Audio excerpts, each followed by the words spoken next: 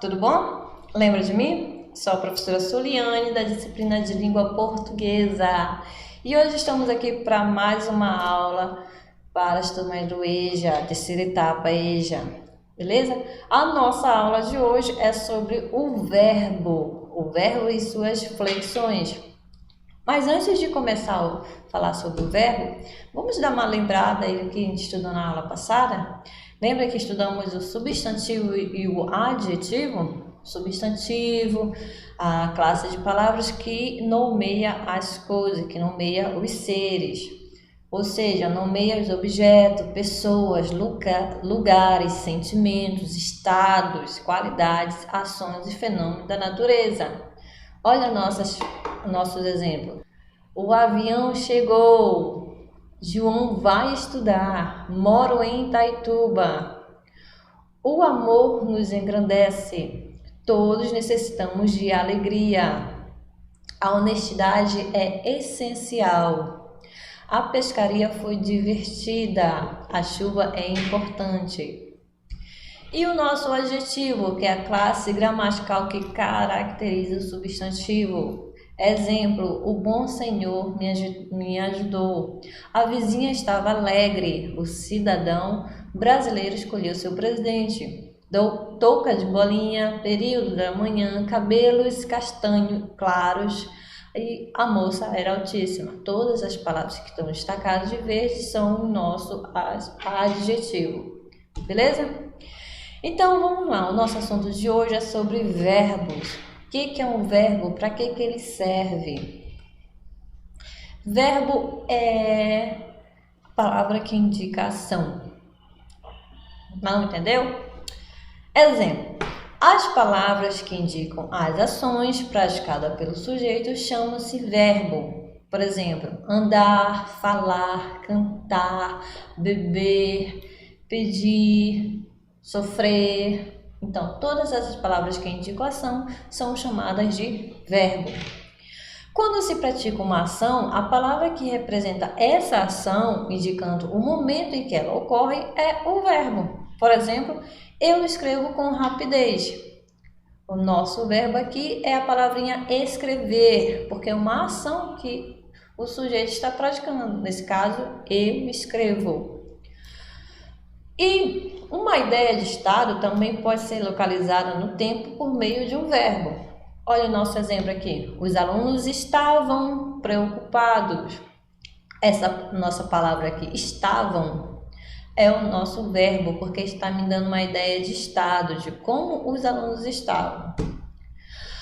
Uma ação ocorrida num determinado tempo também pode constituir um fenômeno da natureza, expresso por um verbo. Exemplo, naquela noite trovejou muito. O nosso verbo nessa oração aqui é a palavra trovejar, tá? Porque o que aconteceu naquela noite? Trovejou. Lembre-se, o verbo é a palavra que expressa ação, estado ou fenômeno da natureza situados no tempo. Os verbos são identificados e designados pelo infinitivo. Ou seja, o infinitivo é equivalente a uma palavra. Olha o nosso exemplo aqui, ó. O Diego joga com a bola. A palavra que indica um verbo aqui, que é um verbo aqui nessa oração, é a palavra joga. Ela está indicando uma ação, está indicando a ação de jogar. O que Diego está fazendo? Está jogando. Ou seja, melhor ainda, qual é a ação que Diego está fazendo? Qual é a ação que Diego está praticando? O Diego está jogando. Diego joga com a bola. Beleza? E levando em consideração a terminação da palavra, ou seja, a última sílaba da palavra, podemos agrupar os verbos em três conjugações. Primeira conjugação, segunda conjugação, terceira conjugação. Primeira conjugação, os verbos são terminados em AR. Por exemplo, cantar, andar, falar, jogar, saltar e entre outros. Na segunda conjugação, os verbos terminados em ER, que são os verbos ler, escrever, beber, vender e entre outros verbos terminados com ER.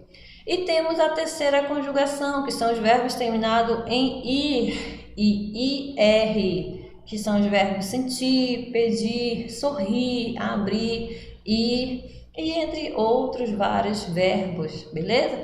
Essas são as 3 conjugações no qual os verbos podem ser agrupados.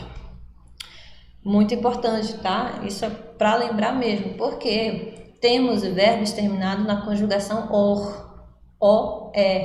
Por exemplo, o verbo por, que é um verbo que pertence na segunda conjugação, porque a sua forma antiga, sua terminação era em ER. Então, o verbo antigamente era oer, beleza? Isso é só para lembrar, porque se vocês encontrar alguma palavra com terminação OR, aí você não souber a que conjugação ele pertence à segunda conjugação, tá? Mas isso são casos, são exceções. E aqui eu tenho exemplos de nossos verbos e nossas terminações, no caso de alguns verbos e suas terminações. Por exemplo, jogar, dançar, comer, correr, sorrir. Os verbos, assim como o substantivo e o adjetivo, também têm suas flexões, ou seja, também pode flexionar. O verbo pode flexionar em número, ou seja, o verbo pode flexionar no singular ou no plural. O verbo pode flexionar em pessoa, primeira pessoa, segunda pessoa e terceira pessoa. Ok? Muito importante. Nesse caso, nós estamos nos referindo às pessoas do discurso, tá? Primeira pessoa do discurso, segunda pessoa do discurso, terceira pessoa do discurso. E vamos nos estar nos referindo a essas pessoas aqui, ó. Por exemplo, primeira pessoa, eu, no singular, e no plural, nós. Segunda pessoa, tu ou você, no singular, e vós, no plural. Terceira pessoa, ele ou ela no singular, eles ou elas no plural, beleza? Lembre-se, tá? Singular refere apenas a uma coisa ou a uma pessoa, plural refere-se a mais de uma coisa ou a mais de uma pessoa. E o nosso verbo também flexiona no modo indicativo, subjuntivo e imperativo, nas formas do infinitivo, gerúndio e particípio. Aí aqui eu trouxe para vocês exemplos do modo indicativo, subjuntivo e imperativo. Olha só, modo indicativo, a ação é apresentada como certa, como verdadeira, como real, beleza?